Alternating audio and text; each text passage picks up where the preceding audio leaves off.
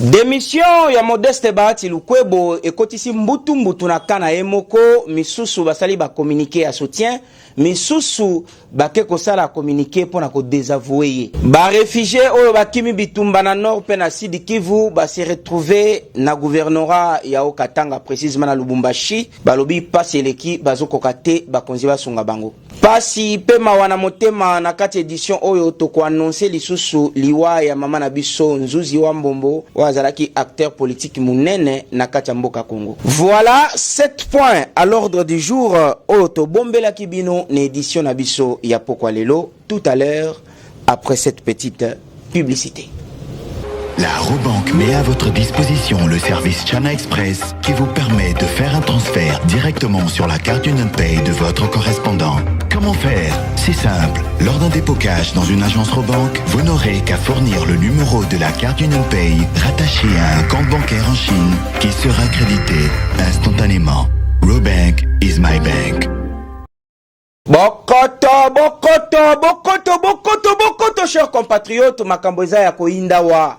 Bozo bakiti, bovanda to panzanteke ya kotalisaka mokonzi mboka bisika bapota ezali atia kisina pota poteka ukamboke kendeli boso. Na yango, s'abonner, liker, partager massivement s'il vous plaît et pesa biso makasi ya kosa ila bino musala na ndenge ya malamu.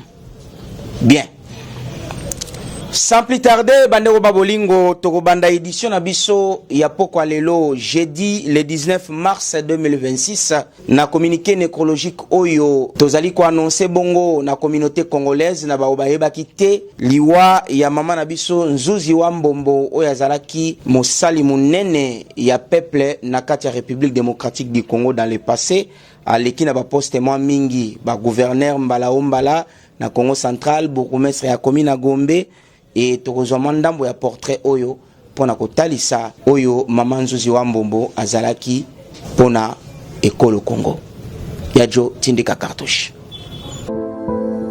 Dans une société patriarcale, à une époque où les femmes n'étaient pas très incluses dans la gestion des affaires publiques, Catherine Nzuzi wa Mbombo franchit un pas historique en 1972. À l'âge de 28 ans, en prenant la tête de la province du Congo central, ex-Bazaïr, faisant d'elle la première femme gouverneure de cette province.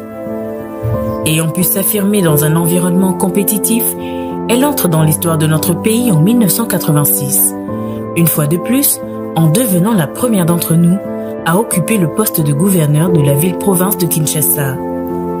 Cette femme qui allait de distinction en distinction et dont le parcours inspire détermination et résilience est un modèle pour les femmes. Je suis une Zaïroise congolaise de la vieille génération qui aime son pays, qui a accepté de faire le sacrifice et d'accepter le sacrifice par amour pour mon pays. Rien ne peut me pousser à trahir ce pays. Quand les gens disent que Mobutu était dictateur, moi je rigole. Parce que les choses que moi j'écrivais, je disais au président, je ne sais pas s'il y a beaucoup de personnes qui l'ont fait. Parce que si on ne l'avait pas bien fait, on n'allait pas avoir les femmes qui pouvaient avoir l'envie de faire la politique. Mais quand les femmes le font, elles le font très bien. Et aujourd'hui, nous avons les compétences féminines dans tous les secteurs de la vie nationale. Des femmes très valables. Je ne demanderai jamais aux femmes que balinga mbongo koleka mabota. Parce que bana bazana a besoin, la famille a besoin d'un encadrement. Parce que c'est la chose la plus essentielle et la plus principale. Que son âme repose en paix, maman Nzuzi wa Mbombo totikala koyoka ye na likambo na moto te, aboya kokota na ye na ba politique ya salité, ya ba politicien makio na ya lelo. C'est une mère qui reste une figure emblématique de la politique de la République démocratique du Congo. Nzambe na bomoi amona misala oyo osala ki pona peuple congolais et apesa yo esika malamu ya kovanisa bomoi na yo na kimia. Merci. Tracasserie policière oyo esengeli to bundisa yango na victoire en tout cas tracasserie eleki. ba congolais ba monaki moyen ezate ba capturaki image bisiko wapi ba policier bazalaki ko tracasser bato moto et batindeli mokonzi Israël kanto bakulu message pour atala comportement ya ba policier ya jo tindika cartouche. Mon général Kanto to pêche mbote to like sous vidéo to sale masiko na victoire basodo ya tracasserie au baleki surtout a pembe de abokangai mais botika e lisusu bazo sala tracasserie na bato moto ba chauffeur 17h drapeau déjà kitaka mais awa bango 21h ba okanga moto pombongo kende wapi oya pembe o jeune wa moto alele abiaza na mwana na hôpital la salité depuis tongo akobimisa mwana na hôpital mais bazwi mbongo neni nyonso asali journée mobimba bakaboli yango bakie nango omona nde baokabola. Mon général papa tala likambo victoire eza estraminé na basoda miyibi toujours na likambo ya tracasserie totika victoire tokende kuna na quartier Kimbuta na 3 maisons précisément na commune ya Mongafula bisiko wapi basoda ya force terrestre oyo batindaki pona ko maintenir sécurité na ngambo wana bango ba commander ko tracasser population ba bongola sécurité na bango na tracasserie ya jo tindika biso cartouche wana.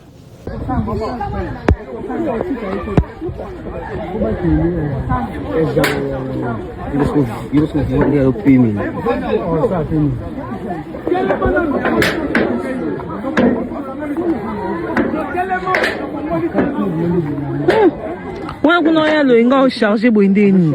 A chargé à partir à Kuna.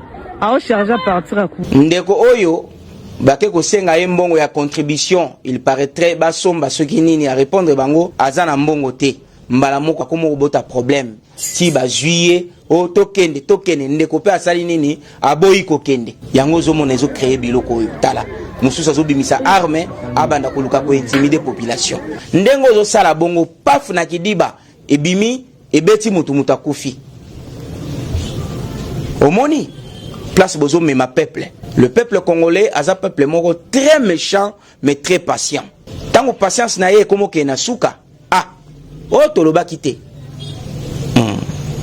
Toki mambangu kuna na province ya Chopo précisément na Kisangani bisiko wapi madame la députée provinciale Mbonzane a zwaki courage na cadre ya mois de la femme ko sangisa ba mama ba commerçante ya ville ya Kisangani ko sunga bango na mwa enveloppe po epesa bango makasi ya ko développer mimbongo na bango et ko participer na développement ya mboka yajo tindika cartouche. Mosala mosala ebota tombwa bota wane sangate oke baninga bazito kete amen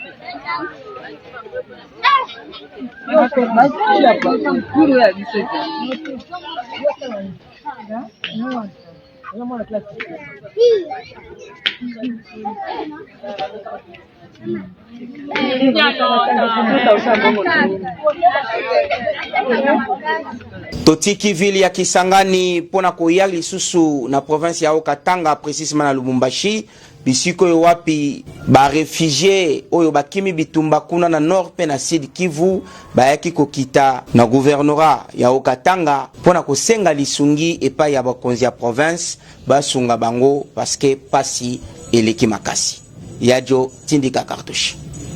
Niko mkimbizi kutoka ku este, nilikuwa naishi Goma. Niko hapa Lubumbashi mahali ya bukimbizi na niko na banduku yangu bakimbizi wenye tunakuya nabo hapa ku gouvernorat ya Okatanga. Shangao munene yenye tuko nao sheba bakimbizi ya kutoka ku este.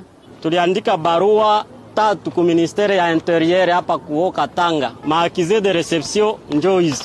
Tukakamata maamuzi twende tuone Monsieur le Président de l'Assemblée. Na tukafika tukaonana naye. Inakuwa yapata juma moja na zaidi. Paka leo atuyapata jibu. Na inanihuzunisha sana jua alituonesha kusema atakia kutuona diligence. Kumateso yenye tuko nayo. Tuko nalala nje, hii mvula yote iko naishia batoto yetu, ba bibi yetu na shibe nyewe kumwili. Hii mvula yote iko nanyesha busiku.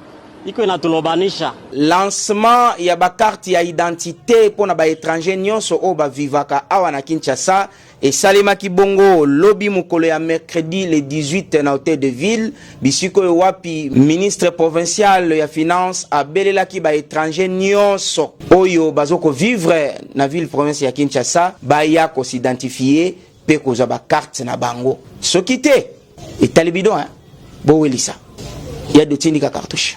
Que le gouvernement provincial de Kinshasa a mis en place un nouveau système digitalisé pour rassurer aux étrangers qui ont choisi de s'installer à Kinshasa une vie paisible et un séjour permanent sécurisé.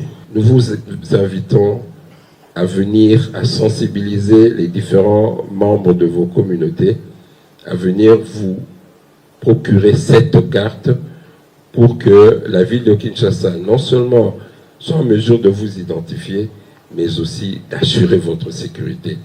Et les ressources qui seront générées vont permettre à la ville de faire face à ces charges. Toti Kalakaka na likambo ya insécurité après liwa ya ndeko ziko les bijoutiers kuna na cité verte précisément na arrêt Libulu bakina père bakendaki isusu ko visiter boutique moko kuna basalaki dégâts ya makasi honorable Mao Twende akitaki kuna pona ko tala ndenge nini ba dégâts esalemaki pe kozwa ba disposition ya koluka kocha ordre na ngambo wana yajo pesa cartouche. Phénomène kidnapping, beba crime armé na ville ya Kinshasa ezali lisusu ya kolobelate ndakisa na quartier cité verte précisément na arrêt Libulu bango bazwaki visite ya batomabe lundi 16 mars 2026 vers 19h na sima ya koyoka sango ya mawa oyo honorable Mao Twende di papa Selembao akomaki sur place pour na conquérir na situation et pour réconforter la population oyo bazalaki victime ya situation oyo ya vol à main armée. Nos buts ont été agressés. Na ba 19h. Tango ka kura ikei. Ngana bini keno na somba ji pa mama Germaine oyo. Nanguza mbe keno na zo kotaji. Mbala moko masasi na simu. Na baluka boye.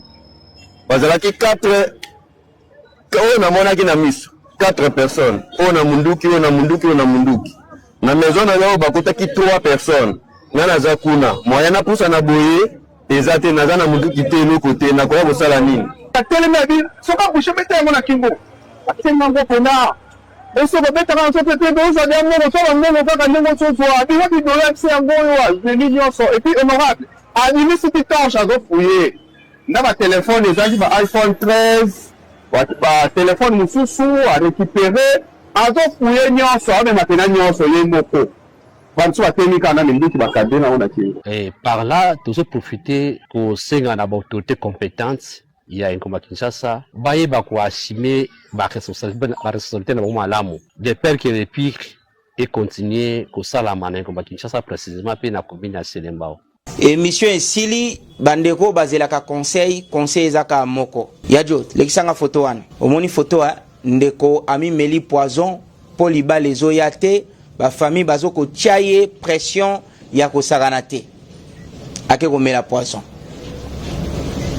omoni ba famille botika kutungisa bana libala nzambe nde mutapesaka oyoki soki eyete mutu akene ko boma nzoto te pona kozwa libala ndeko mwasi ya memeli bino mibale ya liboso aye o aza na mbongo te ya mibale aye o aza bien te bino bolingaki nini akende kozwa Ange Gabriel to akende kozwa Samson boni boyeko yango wana te ya bino bandeko basi misusu bazwa kango le contraire yaya mbongo na vie ezalaka lokola suki na mutu landanga bien bakoyi kokata o kovo lelo lobi malembe komona suki esa nini ebimi lisusu elingi koloba boye environnement ezwaka forme na mutu abongisi yango koboya kamibali te ke po aza na mbongo te lelo lobi na ye ewi ko sutukisa yo ebelisi yo pestoma zwa mobali na yo isifia azala courage isifia ye bata mwa biki soko moni mutu aza ko bunda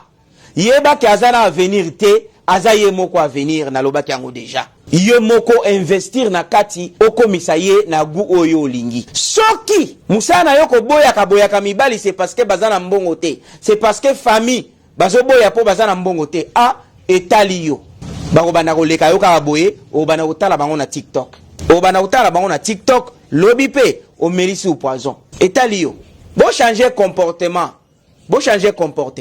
ngaka mobali ya mbongo ah wana benga Moïse na téléphone ayebisa Nzambe akitisa yo oya yo oyo lingi etali yo na lobaki te.